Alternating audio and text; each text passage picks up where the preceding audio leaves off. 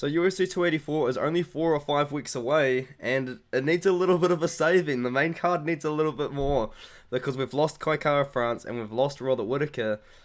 We're gonna need a couple more guys on the card because at the moment the main card is looking like Makhachev, Volkanovski, Rodriguez, Emmett, Pedro, and Mingyang Zhang. And then I do believe that Randy Brown and Jack Della Maddalena will be on the main card. But we're gonna need to spark it up a little bit, man. We're gonna have to add a little bit more to the card, and one of the biggest losses this card has had is Robert Whittaker, and in my opinion, let's just put him on the card, even if it's against someone he's already beaten. If you look at the UFC rankings, Whittaker's ranked number 2, Jared Cannonier's ranked number 3.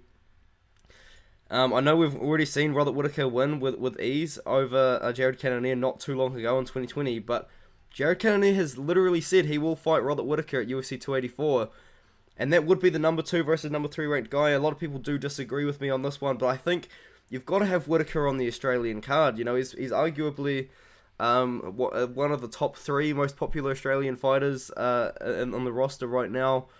I think he probably is number 2 behind Volkanovski. In fact, he might even be number 1. But Whittaker versus Jared Cannonier, I know it might not make a lot of sense because he's already beaten Jared Cannonier with ease. But I think that's a fight that needs to be added. And then the next one is Dan Hooker. We've got to get Dan Hooker on the card.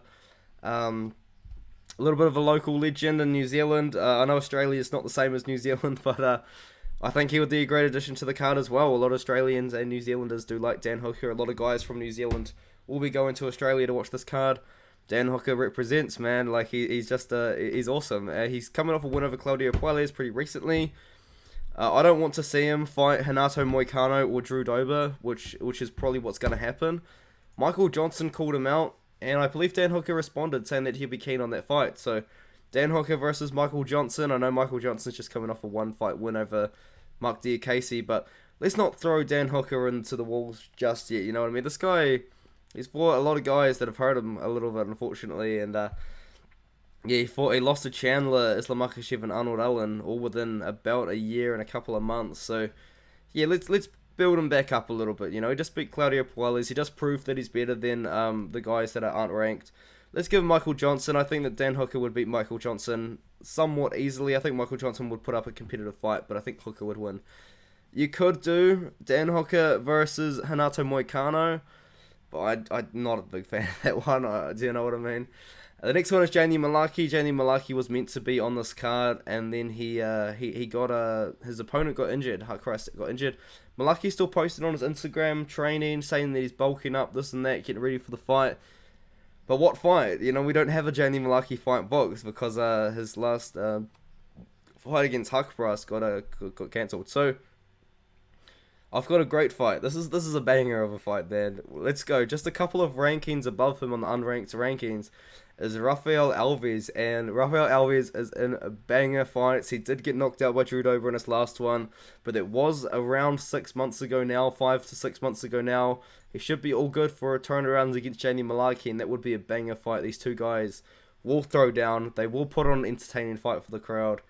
That's a great fight. And then the last one here is, I don't know what Carlos Ulberg is up to. I don't know if he's got any intentions on fighting on the UFC 284 card. But I think that Carlos Ulberg would be a pretty good addition to the card. He's also from New Zealand. He fights out of City Kickboxing.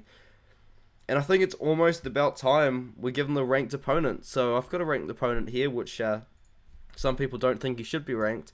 Khalil Roundtree. Khalil Roundtree did fight very recently. He did fight in October, at the end of October.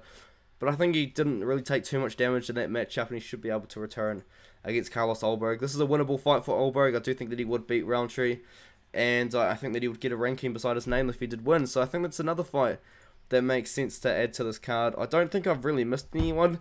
I do actually have in my notes, maybe you could do Valentina Shevchenko on this card, because that would have 3 title fights, but who knows what Shevchenko is up to. I think she only fought once last year.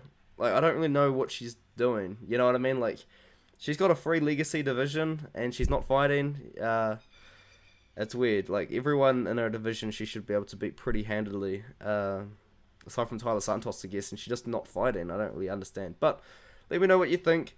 This is looking like a good card. We already do have 12 fights on the card, but I do think that we're going to have to add a couple more guys from the New Zealand-Australia region to really boost up the card. I did think of finding guys that weren't from New Zealand or Australia, but there's still so many that have been left out. So let's just do that. Your Alvarez versus Abara Takugov, unironically, is probably the most exciting fight for me on the prelims. Even though they're not from New Zealand or Australia, it's kind of awesome. But yeah, let me know what you think in the comments below.